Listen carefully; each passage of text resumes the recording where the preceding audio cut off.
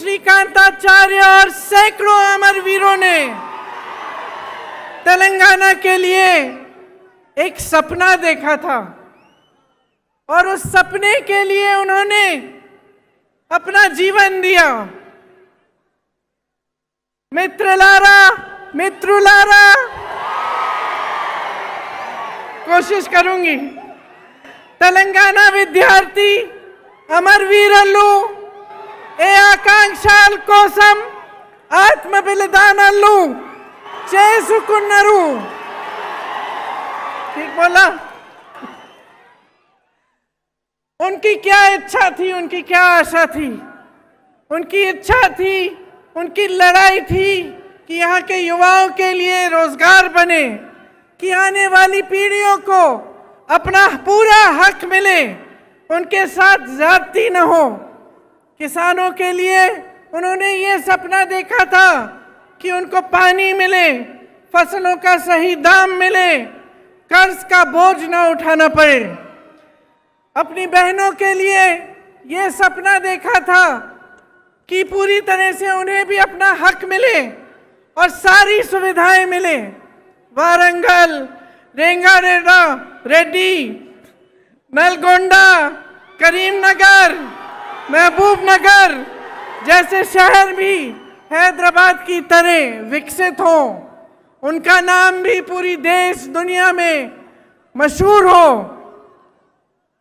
ये शहीद जिन्होंने तेलंगाना के लिए अपना जीवन दिया, ये चाहते थे कि बाबा साहेब अम्बेडकर, महात्मा फूले जी, कोमरम भीम जी का जो सपना है वो साकार हो, सबको सामाजिक न्याय मिले, सबको समान हक मिले।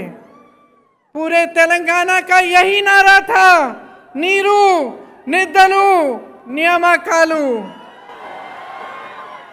पानी, फंड्स और रोजगार, यही आप सबका नारा था। इसके लिए सैकड़ों कुर्बानियां दी गई। किसान, युवा, महिलाएं, दलित, आदिवासी सब आंदोलन के नायक थे। यहाँ की बेटे, यहाँ की बेटियां इस आंदोलन के नायक थे।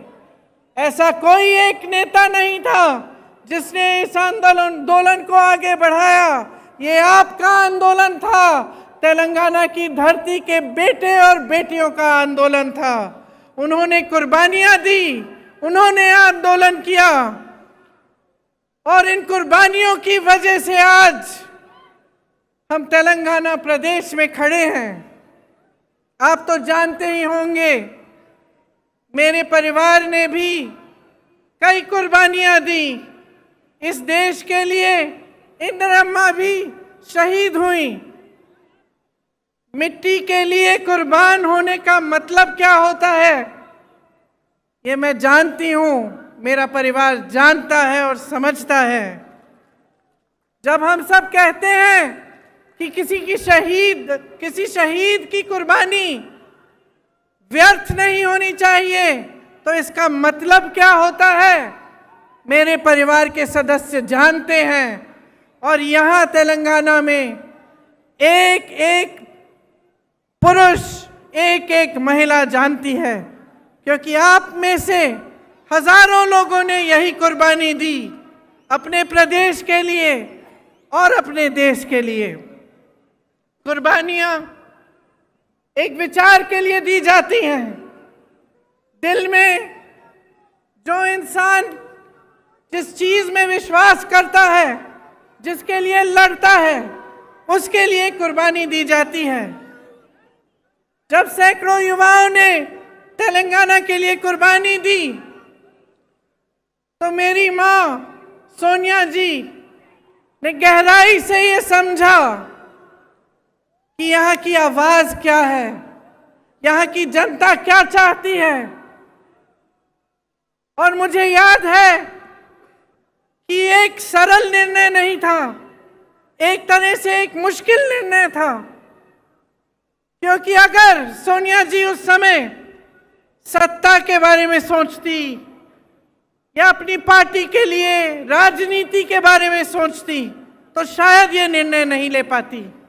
लेकिन सोनिया जी ने आपके बारे में सोचा, आपकी इच्छा के बारे में सोचा, जो आंदोलन आपने बनाया था उसके बारे में सोचा, जो आप चाहते थे उसको सुना, समझा और तभी ये निर्णय लिया गया।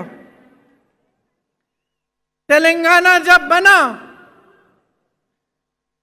तो ये स्पष्ट था कि ये प्रदेश अपना रास्ता अपने आप तय करेगा। सबकी यही इच्छा थी और आशा थी कि एक मजबूत प्रदेश बनेगा, कि जितनी आशाएं आंदोलन में व्यक्त की गई थी, जितने बलिदान दिए गए थे, उनका आदर होता। और सब चाहते थे कि चाहे हमारी सरकार बने, चाहे किसी और की सरकार बने, लेकिन तेलंगाना एक नया प्रदेश बना है, अपने आंदोलन से उभरा है। इसमें सब किसान, दलित, आदिवासी, जनता, युवा सब शामिल हुए।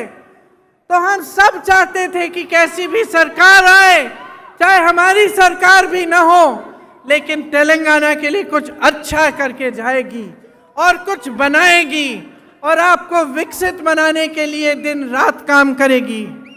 लेकिन अफसोस की बात है कि जो सपना और जो आपकी इच्छा थी नीरू निडलू नियामकालू की, वो अभी तक पूरी नहीं हुई।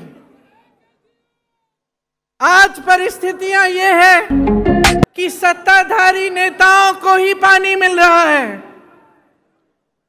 सारा फंड सत्ताधारी नेताओं को ही मिल रहा है और सारी जो नौकरियां हैं यहाँ के युवाओं को मिलने के बजाय उनके करीबियों और उनके दोस्तों को मिलती हैं। ये आपका सपना नहीं था।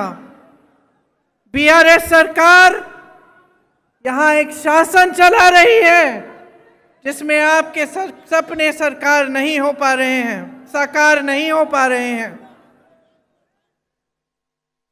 उनको शायद ये लगता है कि ये प्रदेश उनकी जागीर है और वे इसके नए जागीरदार हैं।